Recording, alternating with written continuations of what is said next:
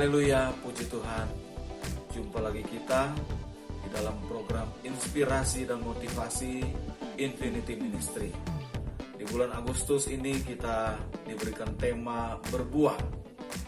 Kata berbuah memiliki pengertian ada buahnya dan juga menghasilkan.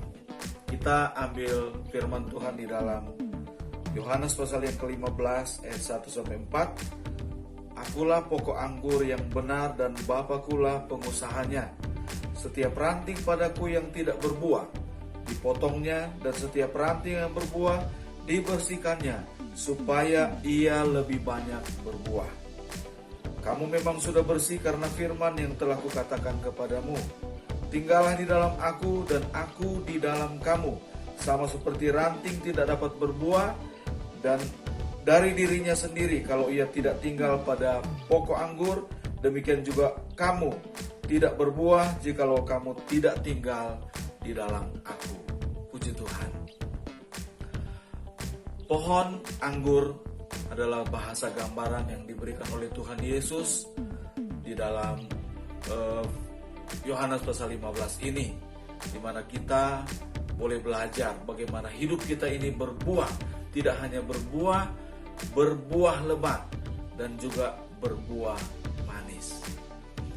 Di dalam kebenaran firman Tuhan yang kita baca, ya, tidak ada lain yang Tuhan inginkan dari kehidupan Kristen kita adalah kita ini harus berbuah, berdampak, menjadi berkat bagi orang banyak. Dan buah itu tidak hanya buah yang asal-asalan, buah yang lebat.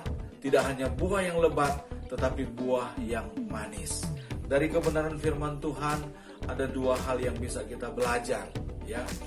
Kita tahu bahwa pohon anggur itu tidaklah sama seperti pohon yang lain yang nanti akan bertumbuh dan nanti akan terbentuk dengan sendirinya. Seperti pohon kelapa, ya, pada saatnya berpuluh tahun dia akan tumbuh tinggi dan orang sudah tahu itu pohon kelapa. Tetapi berbeda dengan pohon anggur, di mana petani anggur itu harus membuat itu dari kayu atau dari bambu menjadi seperti para-para, di mana anggur itu akan merambat, ya, akan mengikuti bentuk dari apa yang sudah dibuat. Kita akan dibentuk oleh Tuhan, oleh kebenaran firman Tuhan, oleh pengalaman-pengalaman yang Tuhan izinkan supaya hidup kita ini berbuah lebat, berbuah manis. Karena itu yang Tuhan inginkan. Jadi dalam hidup kita ini kita belajar untuk berserah, menyerahkan semua ke dalam tangan Tuhan. Mungkin ada bagian-bagian di dalam kehidupan kita, ranting yang tidak berbuah, di mana Tuhan harus memotongnya. Mungkin hal-hal itu adalah sesuatu yang bisa kita banggakan dalam hidup. Entah itu kekayaan, entah itu kepintaran, entah itu prestasi yang kita dapatkan, yang mungkin menghambat kita untuk bisa berbuah lebat.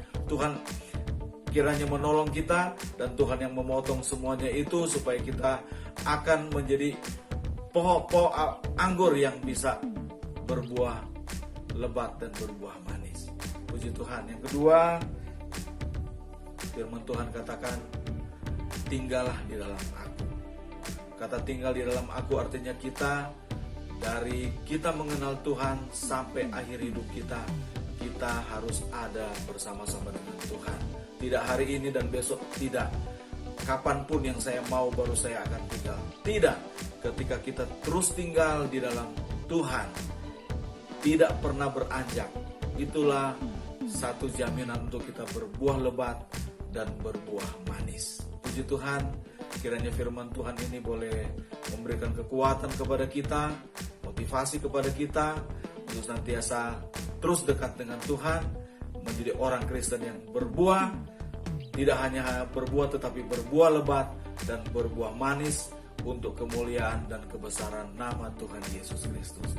Tuhan Yesus memberkati.